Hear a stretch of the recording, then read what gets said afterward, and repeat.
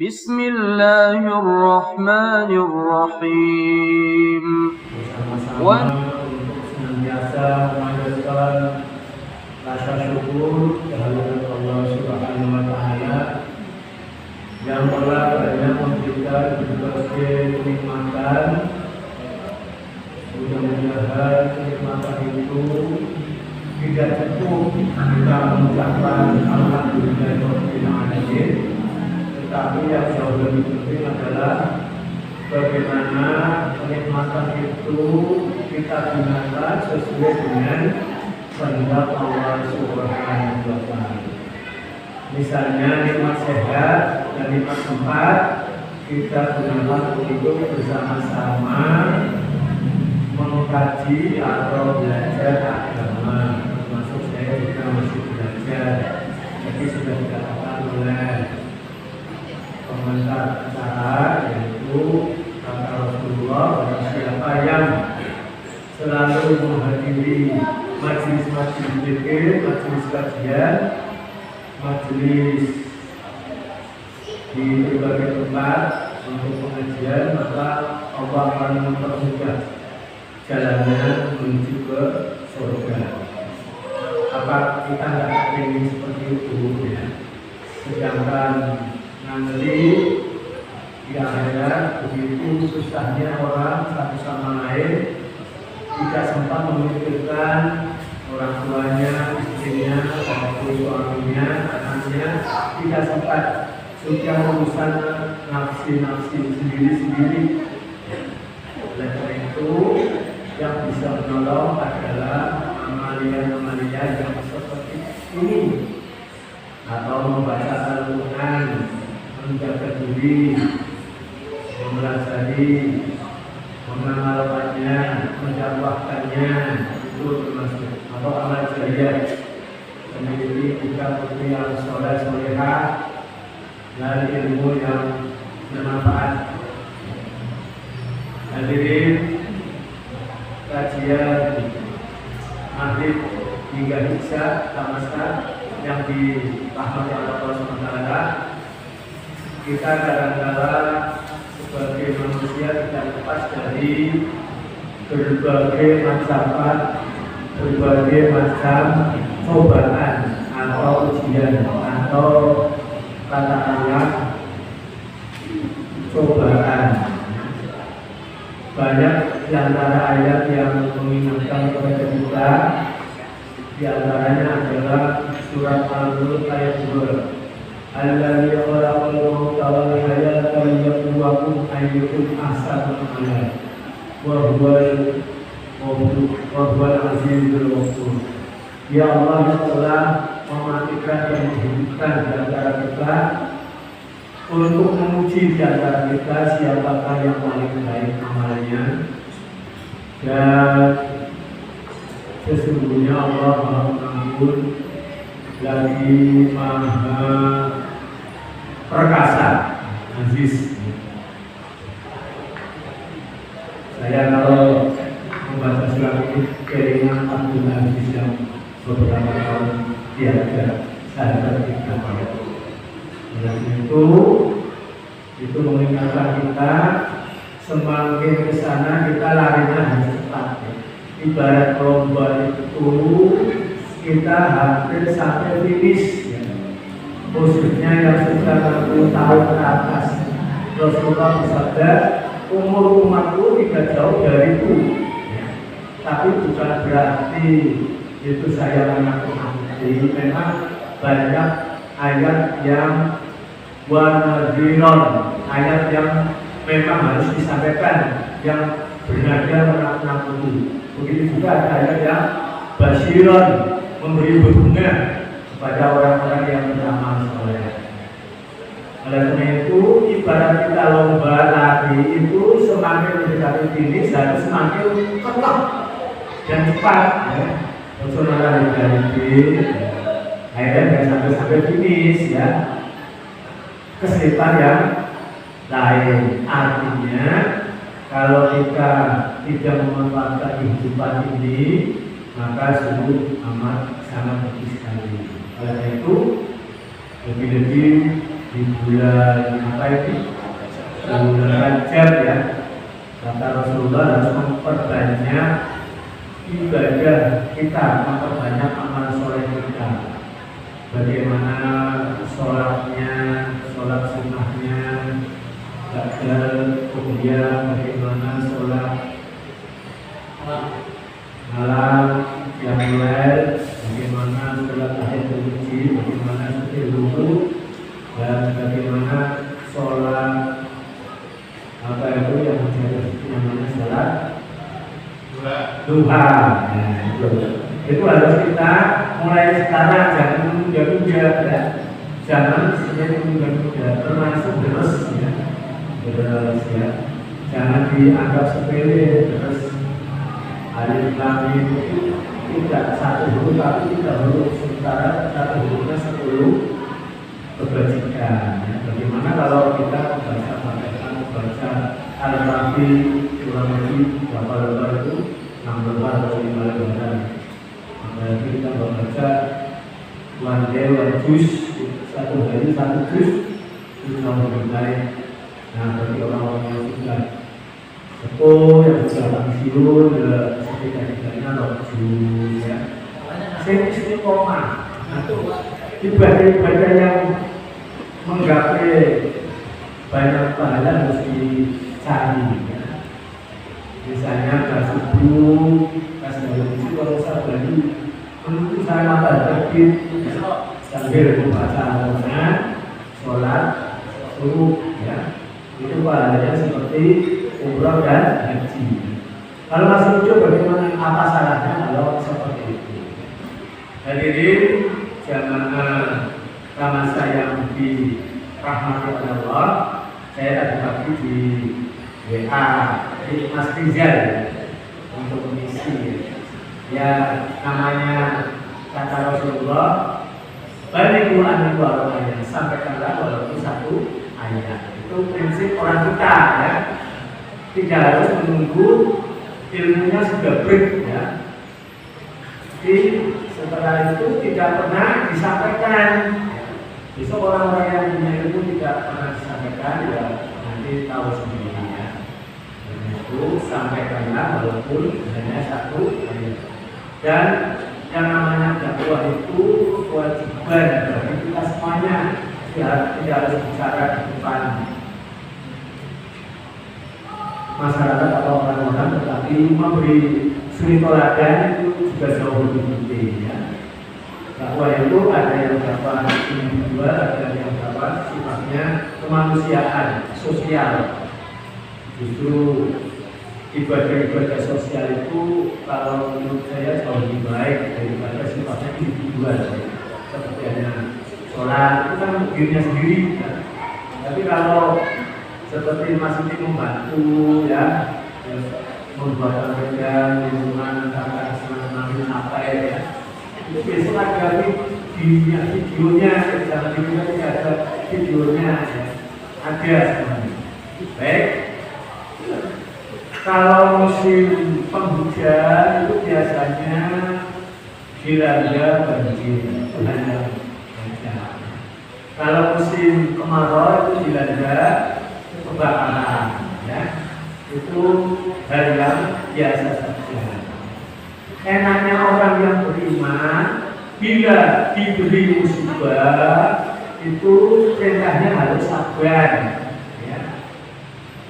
Alladzi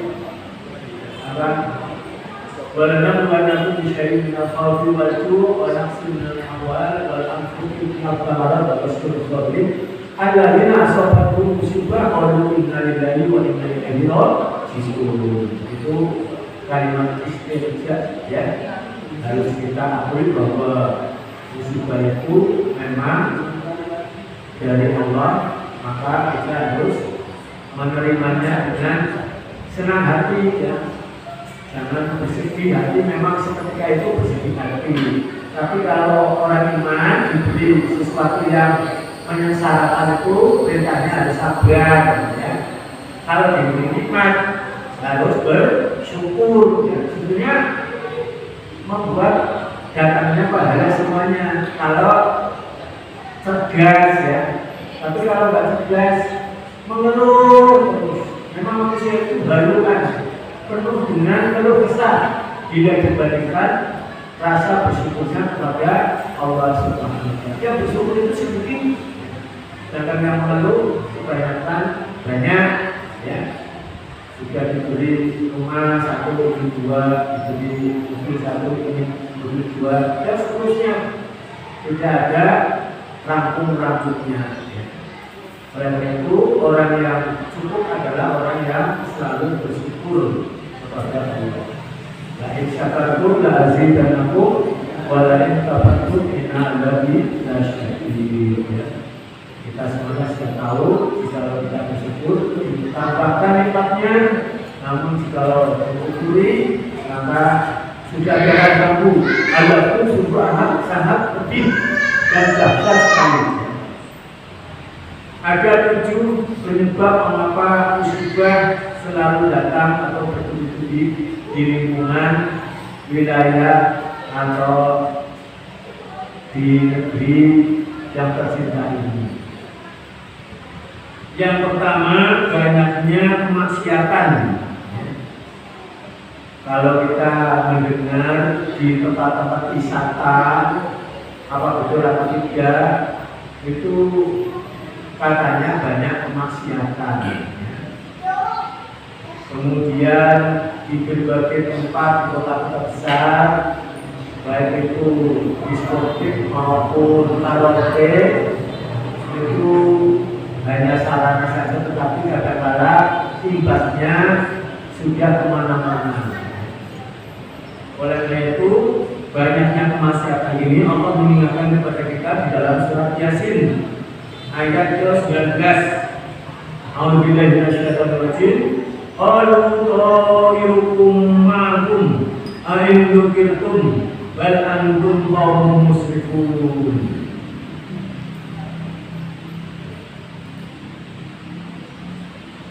Mereka atau utusan itu berkata, kemalangan kalian itu adalah karena kamu sendiri.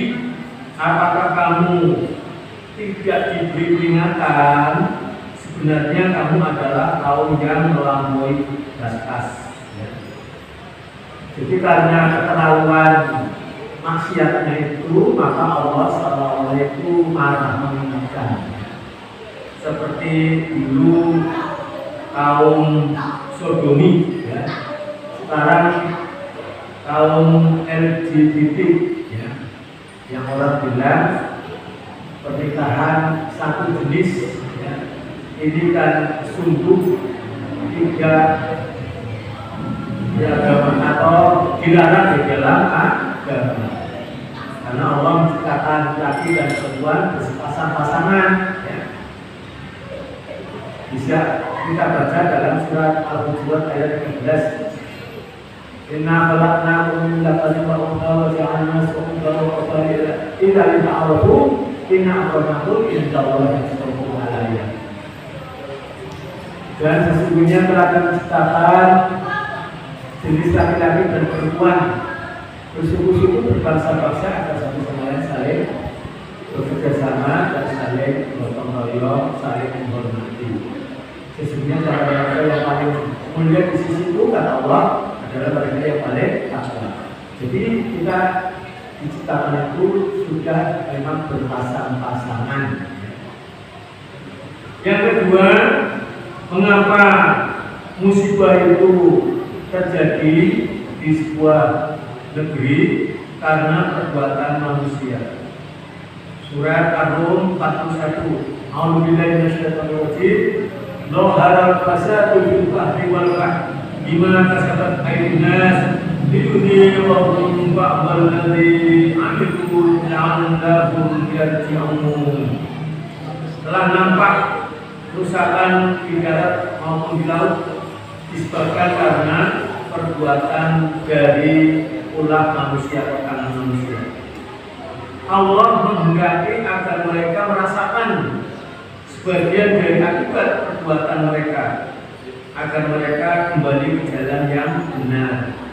Jadi begitu banyak kemaksiatan, atau kezaliman, maka biasanya musibah itu terjadi. Misalnya seseorang menebang hutan seenaknya sendiri, ya. Maka itu akan terjadi sebuah banjiran atau longsor.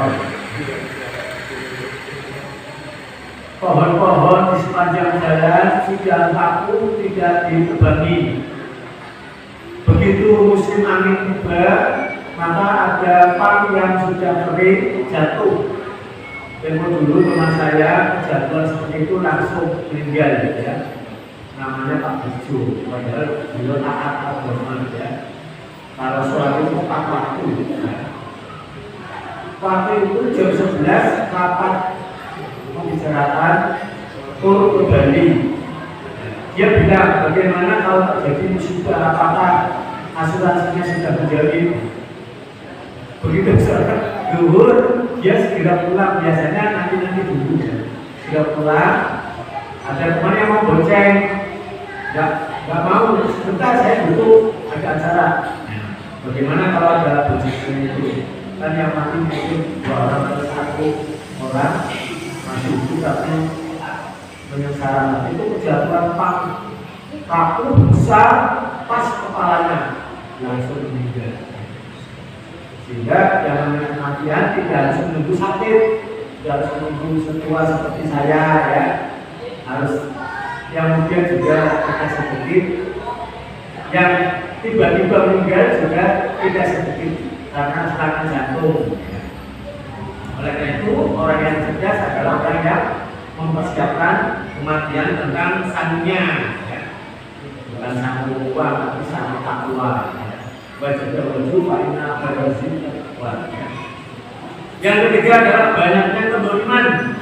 Itu disebutkan oleh Allah di dalam surat Al-Qasas ayat 59. Wa ma kana rabbuka muhlikal qura hatta ya'tasa fi ummiha rasulan yatlu 'alaihim ayatina wa ma kunna muhlikil qura illa wa ahlihim ayatina wa ma kunna muhlikil qura illa wa ahlaha zalimun. Dan Tuhanmu tidak akan membinasakan negeri-negeri sebelum Dia Allah mengutus seorang rasul di ibu kotanya atau suatu daerah yang membacakan ayat-ayat Kami kepada mereka, dan tidak pernah pula Kami membinasakan penduduk negeri kecuali penduduknya melakukan kezaliman. Kezaliman itu artinya menempatkan sesuatu yang bukan pada tempatnya. Misalnya yang kecil saja, seseorang atau masyarakat senangnya membuang sampah bukan pada tempatnya, itu termasuk sebuah kezaliman. Sedangkan dia tahu ada tempat sampah, tapi karakter orang itu beda-beda. Ada yang walaupun jauh tetap dibuang di tempat sampah, ada yang seenaknya sendiri ya. Jadi kemarin saya dapat video dari Pemalang di alun-alun itu berserakan, ya, karena ulang tahun Kota Semarang. Itu cermin dari masyarakat Kota Pemalang, ya. Oleh karena itu dia tidak boleh diam-diam, ya. Ada yang memang betul-betul senang-senang, ya. Karena kebersihan itu adalah bagian dari iman. Oleh karena itu kita sebagai seorang muslim harus bersih, ya. Anak-anak panti, ya, pantinya sudah baik, harus bersih, ya. Tidak boleh ada kotoran yang berbau tidak sedap, baik itu di WC, di kamar mandi, maupun tempat-tempat yang strategis. Tidak boleh anak-anak panti atau kita semuanya yang membuang sampah bukan pada tempatnya. Kita tahu, tapi penamalannya kadang-kala dibutuhkan kesadaran. Yang keempat, penyebab musibah itu datang adalah adanya kedurhakaan dari orang-orang kaya. Hidupnya dengan berfoya-foya, dengan kemaksiatan, dan tidak mensyukuri nikmat, tetapi sebaliknya mengkufuri nikmat. Ya. Itu ada dalam surat Al-Isra ayat 16. Wa idza aradna an nuhlika qaryatan amarna biha fa fasaqu biha wa haqqa 'alaiha qawlu fadammarnaha tadmira. Dan jika kami hendak membinasakan suatu negeri, maka kami perintahkan kepada orang-orang yang hidup mewah di negeri itu agar mentaati Allah. Tapi apa yang terjadi? Tapi bila mereka melakukan kedurhakaan di dalam negeri itu, artinya tidak mengingat Allah, tetapi harta itu hanya untuk foya-foya saja, maka sepantasnya, kata Allah, berlakulah terhadapnya perkataan hukum kami, kata Allah. Kemudian kami binasakan sama sekali negeri itu, ya. Jadi kadang-kadang ramenya bar, diskotik, karaoke itu kan untuk mereka yang punya uang, ya. Kemudian mungkin di berbagai deretan kota-kota besar itu banyak membuka izin, ya. Yaitu apa? Itu sama close, ya. Itu baik. Hanya dengar saja, dengan betul apa enggak, kalau benar, ya. Oleh karena itu, apa manfaatnya kita membaca Yasin surat 65? Al-yawma nakhtimu ala afwahihim wa tukallimuna aydihim wa tashhadu arjuluhum bima kanu yaksibun. Pada hari ini nantinya Allah akan membungkam mulut kita, yang bicara tangan kita, sedangkan kaki yang menjadi saksi tentang apa-apa yang telah kita lakukan selama ini. Mungkin Bapak Ibu masih ingat nyanyiannya Krisye, ya. Itu menyanyikan ayat surat Yasin ayat 65. Ayat masuk mala itu kita boleh mulai sedikit. Buat sebuah 65 kali Yasin, ya. Itu Krisye menyanyikan kepada kita supaya kita hati-hati, jangan gegabah, ya. Karena besok kulit akan menjadi saksi, karena akan menjadi yang bicara, bukan mulutnya terbungkam, kunci semua, tidak bisa bicara. Yang kelima adalah orang-orang soleh diam ketika melihat kemungkaran atau kemaksiatan. Itu ada dalam surat Al-Anfal ayat 25. Wattaqu fitnatan la tusibanna alladziina zalamu minkum khassah wa'lamu anna Allaha syadidul 'iqab. Dan peliharalah dirimu dari siksaan yang tidak hanya menimpa orang-orang yang zalim saja di antara kalian. Ketahuilah bahwa Allah sangat keras siksaannya.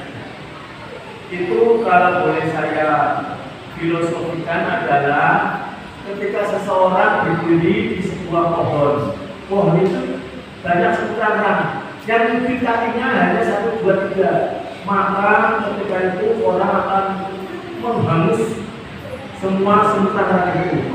Sama halnya Allah, ya. Kalau di suatu daerah ada kemaksiatan di suatu tempat, misalnya karaoke, ya, yang kadang-kala malah dilindungi, ya. Nanti pengajian malah diganggu, ya. Kan ada orang-orang yang seperti itu, ya. Dan dia muslim, ya.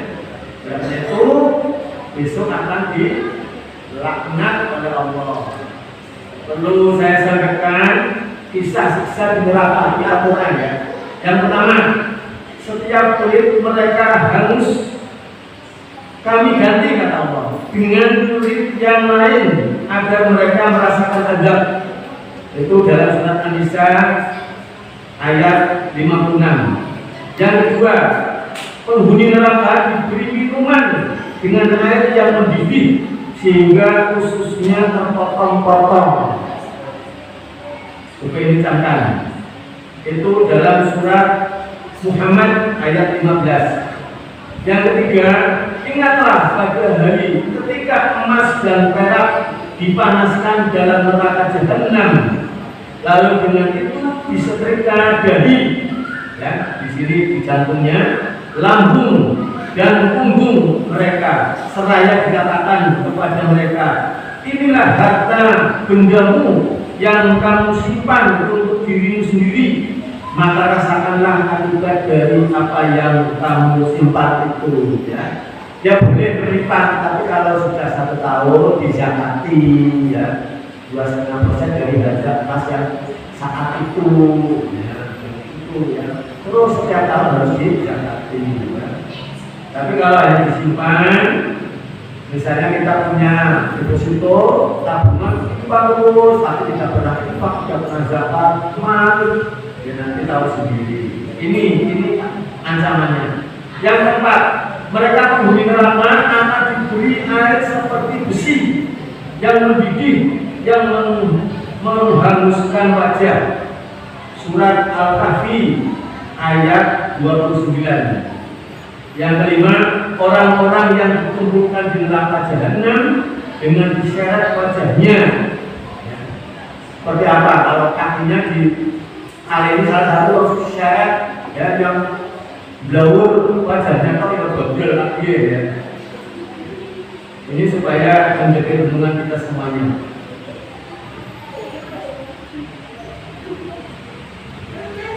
Yang keenam adalah wajah mereka dibakar api neraka dan mereka di neraka dalam keadaan muram dengan bibir yang cacat. Itu ada surat Al-Mu'minun ayat 104. Yang ketujuh, orang atau maka dia penghuni neraka disambut siraman air yang mendidih dan dibakar dalam neraka. Surat Al-Waqi'ah ayat 93 sampai 94. Nomor 8, tahukah kamu apa neraka itu? Neraka Sakor itu yaitu neraka yang menghanguskan kulit manusia. Mereka yang meninggalkan sholat, ya, lebih-lebih di bulan apa saja kan mengadakan sholat. Itu intinya kan harus sholat, ya. Maka kita harus tegakkan sholat yang baik. Yang membedakan antara Islam dan kafir itu sholat, ya. Orang Islam tidak sholat itu namanya orang kafir. Kalau kafir itu yang mengatakan Allah, bukan saya. Rasulullah itu juga dalam hadisnya begitu, yang membedakan di antara kita dan mereka ada sholatnya. 9. Mereka penghuni neraka merintih dan menjerit di dalamnya neraka. Itu ada surat An-Anbiya ayat 100. Yang ke-10, setiap kali mereka hendak keluar dari neraka, mereka dikembalikan ke dalamnya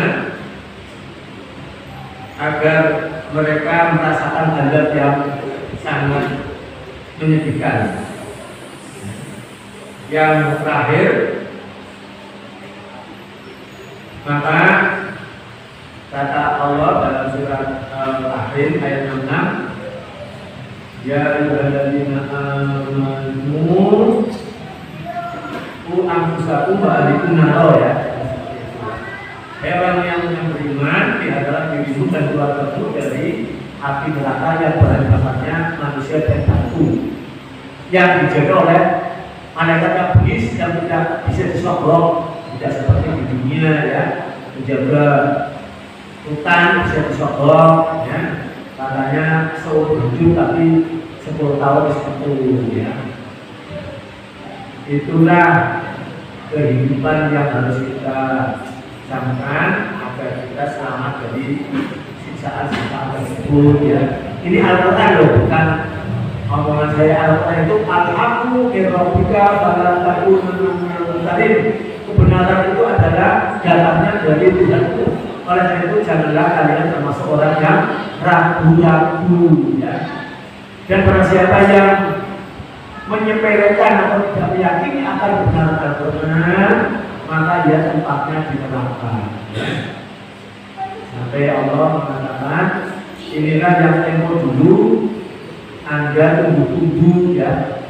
Kami beri kesempatan, tidak gapir, tidak memperhatikan, inilah hadiah yang kamu peroleh, ya. Kemudian yang keenam, mengapa musibah itu datang ke negeri kita atau di lingkungan masyarakat kita? Karena ujian dari Allah itu tertuang dalam surat Al-Baqarah ayat 155 yang sudah saya sampaikan tadi.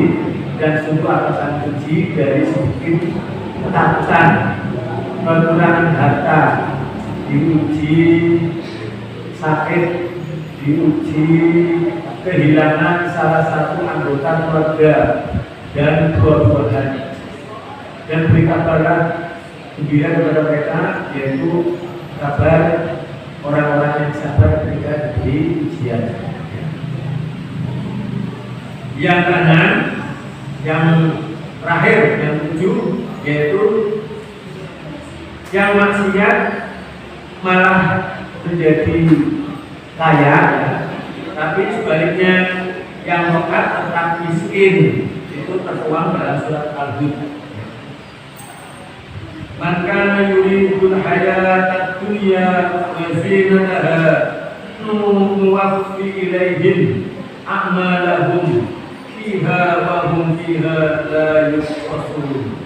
Barang siapa yang menghendaki kehidupan dunia dan perhiasannya atau imbalannya, pasti kami, kata Allah, berikan balasan penuh atas pekerjaan mereka di dunia dengan sempurna.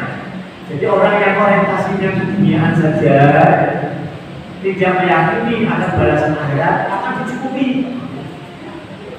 Dan mereka di dunia tidak akan dirugikan, ya. Sampai kapan?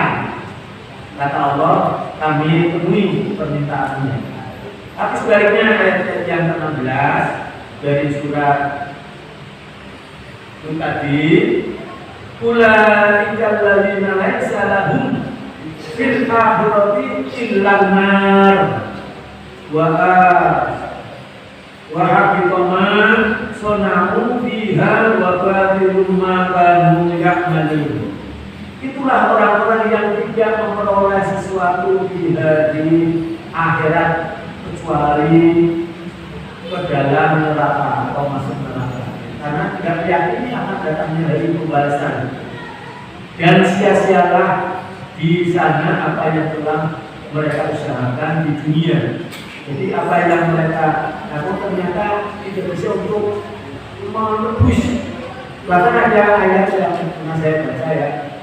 Karena saya kan membaca Al-Quran itu dari bahasa sampai akhir, saya pernah membaca artinya, ya, sampai tamat.